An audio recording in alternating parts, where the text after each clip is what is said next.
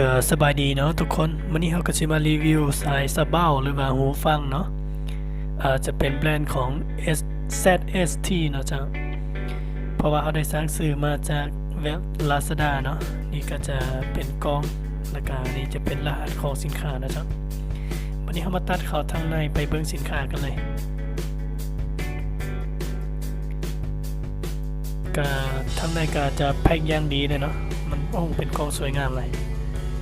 เราก็จะทำการแกะเบิ่งกล้องข้างในว่ามันมีอย่างใดแล้วก็มันเป็นจังไดเนาะแกะแล้วเราเริ่มแกะกันเลยเนาะกล้องมันจะแพ็คมาอย่างดีเลยเนาะแล้วก็ทรงการจัดทรงของเขาเจ้านี่ก็ใช้เวลาประมาณ5 มื้อเนาะหรือว่า6 มื้อประมาณนั้นแหละจื้อบ่ดีเนาะโอเคว้าวสวยงามโอเคแกะออกมาข้างในมันก็จะมีเจียแนะนำเนาะจะเอิ้นมาคู่มือแนะนำจะก็ตามนี้เลยเนาะก็เฮ็ดไปตามนี้เลยเพราะว่าการประกอบอย่างนี้มันก็มีอยู่ในนี้แต่เสียที่มันบ่มีภาษาไทยนะมันจะเป็นภาษาจีนและก็ภาษาอังกฤษเนาะอันนี้จะเป็นชุดใส่หูกระดอนใส่หูที่เขาแถมมาให้จะมี2ชุดเนาะแล้วก็ชุดที่3มันจะอยู่กับตัวหูฟังบอลเสียบใส่หูเอานี่เลยเนาะแล้วนี่ก็เป็นสายนะจ๊ะส่วนสายตัวนี้นี่กดออกมาถอดออกมานี่บ่เห็นมันจะมีตัวบอลใส่หูนี่เนาะก็บ่ต้องตกใจเพราะว่าตัวนี้มันจะเป็นบอลเสียบเจ้ากรณีหากว่าสายตัวนี้นี่มันขาดเขาก็สามารถสั่งซื้อแต่เฉพาะสายได้เนาะอันนี้มันจะเป็นหัวมันจ้ะทุกคนมันจะแข็งๆนิดนึงมันจะแกะยากนิดนึงเนาะโอเคก็ยากเลยเขาจะเฮ็ดแน่นเนาะโอเคได้แล้วเนาะแล้วนี่ก็เป็นหูฟังเบื้องใดก็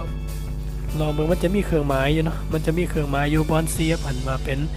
เบื้องซ้ายหรือเบื้องขวาเนาะมันจะเป็นตัว R หรือก็ตัว L จ้ะเขาก็เสียบตามนั่นเลยเนาะถ้าให้ทุกคนนั้นบ่เข้าใจก็เบิ่งตามคู่มือได้เลยจ้ะ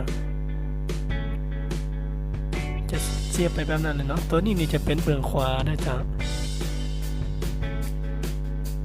ตัวนี้จะเป็นเบื้องขวาเนาะอันนี้ก็แก้ยากคือกันข้าเจ้าใส่แนนโดยส่วนที่อันกระดอนใส่เน็บใส่หูนั่นตัวนี้นี่จะเป็น